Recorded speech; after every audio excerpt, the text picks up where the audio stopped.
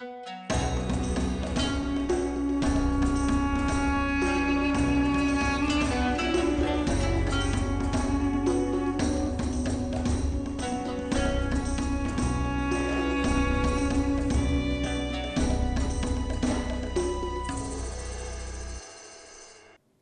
gamers, this is Liz Davidson from Beyond Solitaire, and today I want to teach you how to play Undaunted 2200 Callisto by David Thompson and Trevor Benjamin. And what I specifically want to teach you is how to get going with the solo mode, which is by David Digby and David Turtzi. This game allows you to play it solo in full, and you can play both of the factions in the game.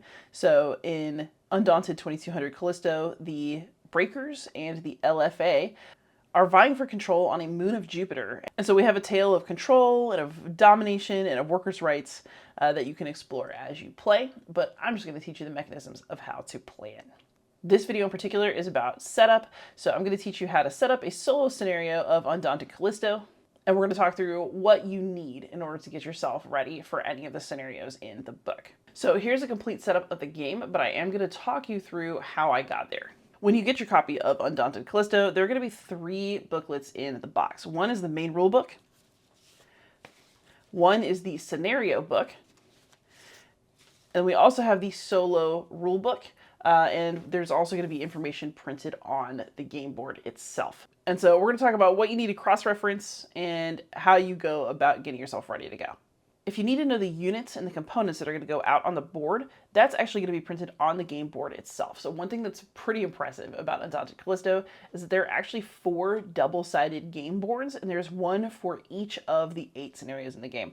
So rather than have to reset a map or go searching for the right tiles like you used to, you actually just pull up the correct game board, and everything is there and waiting for you. So this is the Scenario 1 board.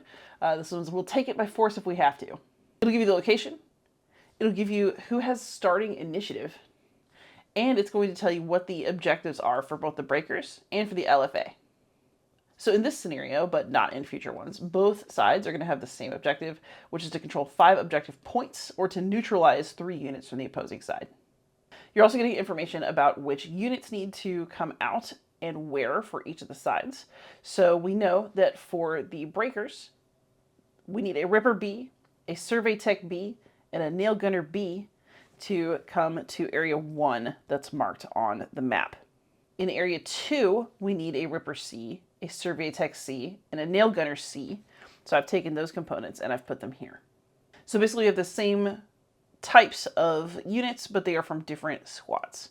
For the LFA, we also do have a division between 2 squads, and we have a Area 1 and Area 2, but if you look at the board, they're actually the same area. We've got 1 and 2, and they are outlined together. So in this area, we're going to put Corpsec Y, Scout Y, and Artemis, which is a mech. And we're also going to put Corpsec Z, Scout Z, and Vulcan, which is another mech. So the board itself is going to tell you what units to put out. And then it's also going to give you a little bit more information about kind of setup of who scouted where and who has gained control of what parts of the map at the beginning of the scenario. If we look under each of these tokens I've put out, there will be actually a little icon that indicates why I did it the way that I did. So if you look under here, there's a little scouting symbol for the Breakers on this space. And so what that means is at the start of the scenario, I should put a token here to indicate that the Breakers have scouted. If they'd already gained control of a space, then you would flip it and have a control marker instead, but we don't. You'll also note that even though one of the possible objectives is points, the poor Breakers over here don't have starting spaces that are worth any points, and they just have little scouting markers in them.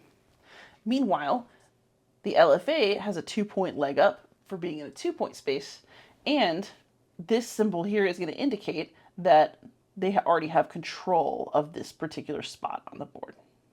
So we've got a control marker here instead of the scouting markers that are indicated elsewhere. As you progress through further scenarios in the game, there will be some more complexities. There might be places where you put civilians, there might be places where you put pit traps, but the game board itself is going to tell you where all of those things go. And that's something that I actually like very, very much. So that's the board and the components that go on the board. How do we know how to set up our card decks and our starting supplies? Well, that is where we're going to go into our rule books. For a 2 or 4 player game, we might go to the regular scenario book, but what we want to do for solo is, of course, go to the solo rulebook. So if you come into this book, it's going to, give you the basics of how to play solo. So if you want to read along with what I'm teaching you, then all the information is here. But for now, I want to direct your attention to the starting cards setup information for Solo Scenario 1. Again, we'll take it by force if we have to. I do want to note that basically the solo scenarios play just like the multiplayer scenarios. There are some deviations for Scenario 5, so make sure you're paying extra attention to setup when you are playing that one.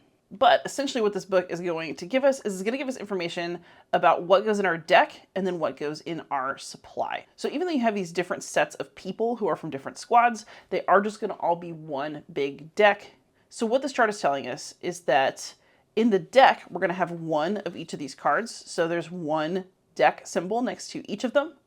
And then we also are going to know how many of each kind of card is going in the supply, because each of these little boxes with an S is telling me, okay, so there are going to be 4 Ripper Bs in the supply. There are going to be 2 Nail Gunner Cs in the supply, and then 1 in my starting deck. We're also going to start with interference. You put 2 in your deck for every other player, which is just 1 in a solo game. And then all other interference cards are going to go into your supply. Then if you're playing solo, it gives you information about the bolster deck, but I'm going to show you that for LFA because I've set up to play the breakers myself. So just to kind of drive everything home, if you look in this deck, there's 1 Survey Tech B here in the deck, but then if you look in the supply, there are 2 more of them to match what it says in the actual scenario setup. The LFA is set up the same way. So basically I've made sure that the bot starting deck contains 1 of every card where there is a deck symbol next to it. And I've also set up its supply, but the supply looks very different from what mine does. So the player supply is going to be divided by card type, so I can actually see, okay, here's my Survey Tech B, here's my Nail Gunner C. I have good kind of control of what I can bolster into my own deck later during play. The bot, of course, can't make decisions like that. That would be way too complicated for a bot. So instead, what you do is you create bolster decks for the bot. So you'll note if you look at the LFA card list, things that are going into the deck include units from Squad Y, units from Squad Z, and then also units from Squad A and Squad V. So there are 4 different lettered units that have cards that are represented either in the deck or in the supply. In order to reflect that for solo, what's going to happen is that you're going to create 4 different decks for bolstering later in the game, and they are sorted by the associated letter of the squad.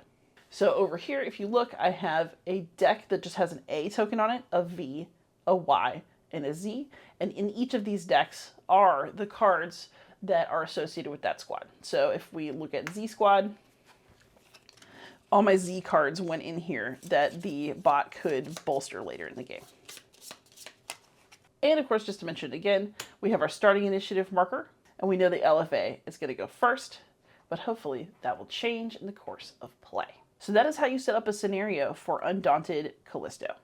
You look to the board for all of the components that are going to go on the board, and then you look at the card list to figure out what goes in your deck itself for starters, and then what's going to go into your supply that can come into your deck later.